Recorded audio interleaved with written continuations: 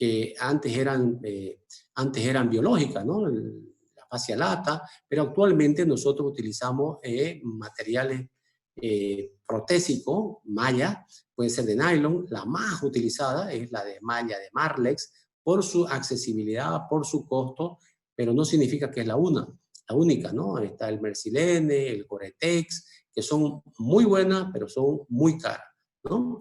Pero en concreto lo que se busca es reconstruir, pero si ustedes quieren, como hablábamos en las hernias inguinales, recuerdan ustedes el efecto parche, ¿no? Ponerle algo encima para que garantice una cicatrización, ¿no? Sobre eso también se puede poner implantes como, ¿no? La gasa de tantalio, placa de tela plástica, o sea, hay muchas alternativas, pero las más comunes, como decía, son las mallas de Marlex o Mercilene o polipropilene, que vienen a ser más accesibles hasta por su factor económico en nuestro medio. La eventración aguda o evisceración, esto ya vendría a ser, ve apenas el 0.5%, pero es cuando se sale, digamos, la víscera fuera de la cavidad abdominal, ¿no? Esto puede ser parcial o total. Es parcial cuando está cubierta por la piel. Uno se da cuenta de que ya no está más que la piel cubriéndolo. Y en cambio es total cuando sale la víscera directamente, la ve uno afuera. Es impresionante, pues, ¿no? A veces cuando uno no hace un diagnóstico de una eventración aguda o evisceración y es parcial, a veces al sacar los puntos de piel, sin darse cuenta que saca los puntos de piel, el paciente todo se va a salir y se sale todo y ahí se asusta a todo el mundo, ¿no? Y creen que fue porque le sacó los puntos. No, lo que se pasó fue que hubo un mal diagnóstico, porque era preferible dejarlo con una evisceración aguda parcial para luego tratarlo como si hubiese sido una hernia incisional nomás, ¿no? Esto se produce normalmente entre el sexto u octavo día postquirúrgico, ¿no? Que son normalmente imputables igual a la falta de sutura o a movimientos bruscos que el paciente hubiese podido tener. Los factores predisponentes, igual de estos tipos de hernias agudas, evisceraciones agudas, incluyen todos los estados agudos o crónicos que perturban el medio interno, por ejemplo, una hipoproteinemia acentuada, pacientes malnutridos, caquéticos, con anemia, que tengan íleo, que estén vomitando, que tengan estreñimiento, o sea, en concreto, todo lo que aumente la presión dentro de la cavidad abdominal. Entre los factores predisponentes locales, miren ustedes, ¿qué es un avenamiento? El avenamiento es un drenaje. Entonces, los drenajes, antes nosotros poníamos drenaje muy grueso y esos veíamos que cada vez que poníamos drenaje grueso nos sentíamos tranquilos un tiempo nosotros porque por ahí salía todos los líquidos o el pus o lo que tendría adentro, pero lamentablemente eso predisponía a que luego el paciente tenga hernias incisionales. O también los drenajes colocados por el mismo sitio de la cirugía, que están actualmente proscritos. Actualmente lo que se recomienda es utilizar drenajes normalmente aspirativos, normalmente y que tengan un diámetro muy pequeño para evitar cabalmente estos defectos de la pared abdominal. Entre los factores desencadenantes está, como habíamos dicho, la distensión abdominal, ¿no? Por eso es que es muy importante la profilaxis del ilio. Si yo veo que un paciente va a vomitar o está con ilio, lo que debo colocarle es sonda nasogástrica. Si está con una peritonitis apendicular o alguna otra inflamación, debo colocarle una sonda nasogástrica para que no haya distensión. Si el ilio no es inflamatorio, por ejemplo, fuera por déficit de potasio, lo que debo hacer en todo caso es colocarle, pues, reponer los electrolitos, ¿no? En este caso el potasio, ¿no? Y porque esto va a aumentar la presión intraabdominal y que puede ser en forma brusca o persistente y esto va a desencadenar entonces la dehiscencia de sutura. Yo había dicho que el diagnóstico de las hernias o de las hernias incisionales o en general es 100% clínico. Pero vean ustedes, esto no es una imagen mía, lo hemos sacado de un paciente que llega y esto es una imagen tomográfica. Entonces, si ustedes miran, ¿cómo nos podríamos dar de que hay una hernia incisional? Sigamos la laponeurosis, porque aquí está la laponeurosis, esto es el tejido celular subcutáneo y aquí está la piel, ¿no? Entonces, Si ustedes van siguiendo la aponeurosis, esto lo que está dentro es son intestinos. Entonces, si van siguiendo la aponeurosis, entonces, si van siguiendo la aponeurosis, llegan a una zona donde ven que prácticamente no hay continuidad de la aponeurosis en este caso, ¿no? ¿Qué es lo que estamos viendo? Prácticamente el mismo contenido intestinal que está casi en contacto con la piel. Entonces, esto es una hernia incisional. No es necesario pedir una tomografía. No estoy diciendo que hay que pedir, pero les estoy mostrando una imagen que nos estamos ejemplificando todo lo que habíamos dicho nosotros en teoría.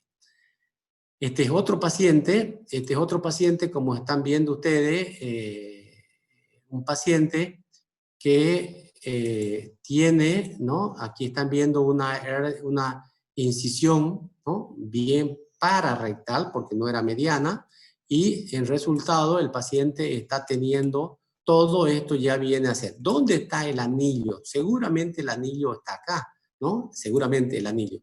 Pero en todo caso, el anillo está provocando, aquí está el defecto, porque esto por acá fue la incisión, y entonces los tres elementos serían el anillo, el saco herniario, y adentro hay ¿qué cosa? Contenido, ¿no es verdad? Entonces eso es importante que nosotros nos demos cuenta para entender lo que significa cómo se producen este tipo de hernias, ¿no? El diagnóstico diferencial viene a ser hematoma, o sea, todo lo que podría ser como diagnóstico diferencial. Si este paciente fuera agudo, yo diría, puede ser que haya líquido, puede ser que haya pus, ¿ve? Entonces, como diagnóstico diferencial, yo puedo pensar que hay un hematoma, absceso de pared, tumores de la pared abdominal, o el seroma. ¿Qué es el seroma? Es la grasa que se acumula. Este es otro paciente, ya mucho más complejo, el pobre paciente, vean ustedes, tiene una incisión renal donde también hay un defecto, tiene una cirugía mediana infectada, entonces este paciente sí tiene signos de que ya está con un proceso obstructivo probablemente necrótico. Entonces las hernias incisionales igual deben ser cirugía electiva necesaria. No debemos esperar a que se estrangulen, a que se provoquen este tipo de necrosis. O sea, aquí lo que estamos viendo es una inflamación, pero dentro de esto seguramente ya hay necrosis o del intestino o de los tejidos. El mismo paciente que le habíamos dicho, vean ustedes, se está preparando para el acto quirúrgico, una incisión muy grande, aquí está el anestesiólogo, ¿no? Estaba preparándose para el acto quirúrgico, se ingresa, como habíamos dicho, por la misma incisión. Una vez que ingresas por la misma incisión, reparás, haces una plastía, ¿no? Habíamos dicho un imbricamiento de los planos, aquí está el material de sutura, y sobre esto se va a colocar una malla en este caso fue una malla de Marlex, ¿no? Entonces, como ven, aquí se le ha fijado la malla de Marlex, aquí está la herida, o sea, la incisión, se la ha suturado, pero sobre eso se ha agregado, además, se está poniendo una malla que va a garantizar el éxito quirúrgico, ¿no? Una vez que está la malla, lo que se hace es colocar, otra vez cerrar lo que significa el tejido celular subcutáneo y cerrar piel. Y miren ustedes la diferencia, cómo ya quedó el paciente ya intervenido quirúrgicamente. Recordemos, miren ustedes cómo estaba antes. Entonces, con una deformación. Y en el postquirúrgico ya estamos viendo un paciente recuperado, ¿verdad? Entonces, aquí están viendo un drenaje, se le ha puesto un drenaje tubular pequeño, ya hemos dicho que los drenajes muy grandes pueden provocar mayor.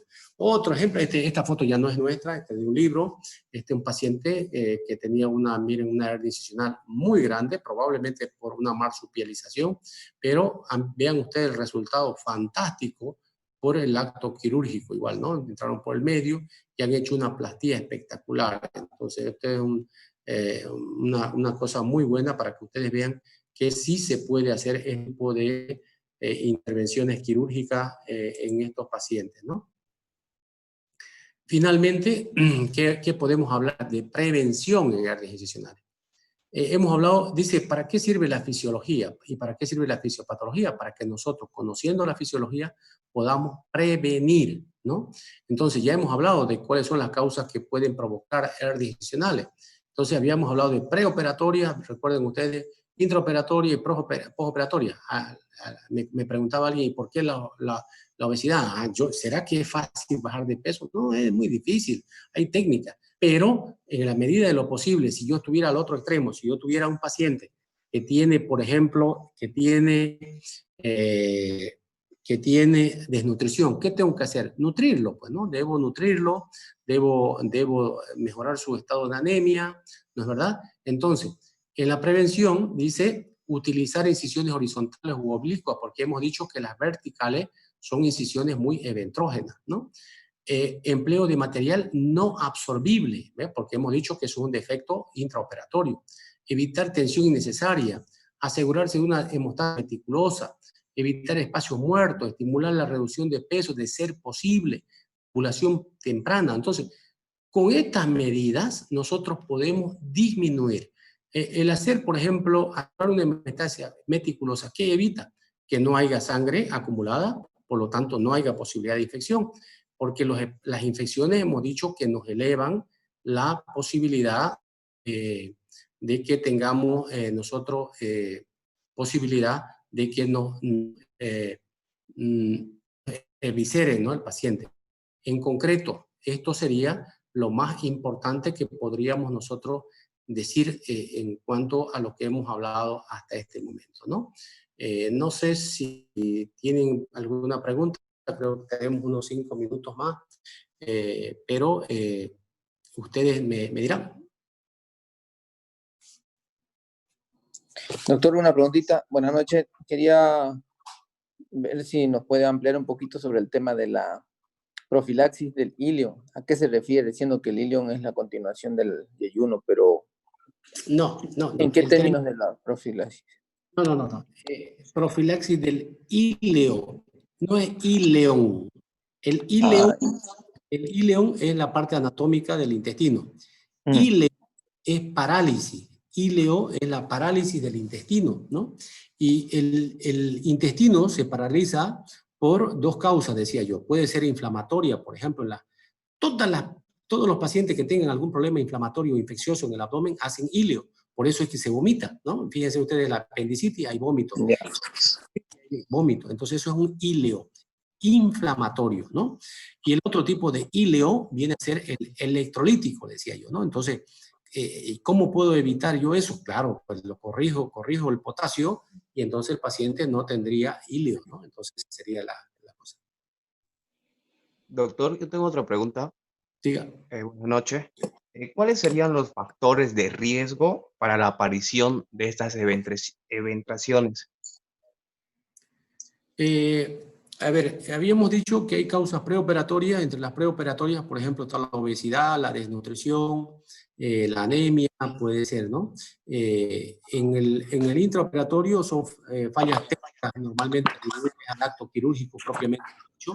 Y eso serían por ejemplo, una persona que use corticoides, una persona que esté usando, que sea inmunodeprimida, son personas que tienen mayor posibilidad.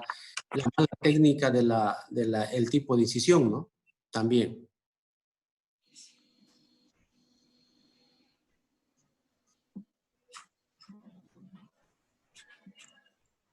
Doctor, ¿cómo diferencia el seroma o lipoma de una hernia? ¿El seroma de qué? De una hernia. Al momento de la inspección. En esta hernia incisión. Claro, a ver, yo cuando un paciente, digamos,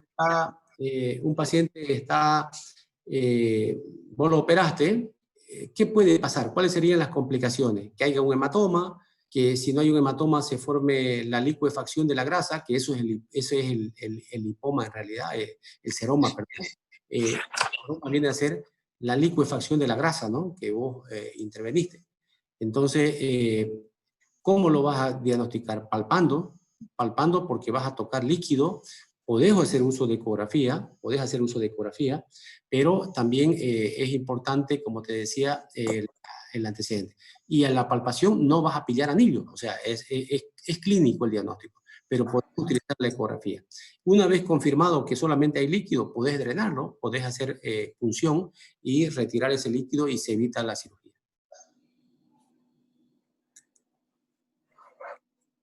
Muy bien. Bueno, jóvenes, espero que no se hayan cansado.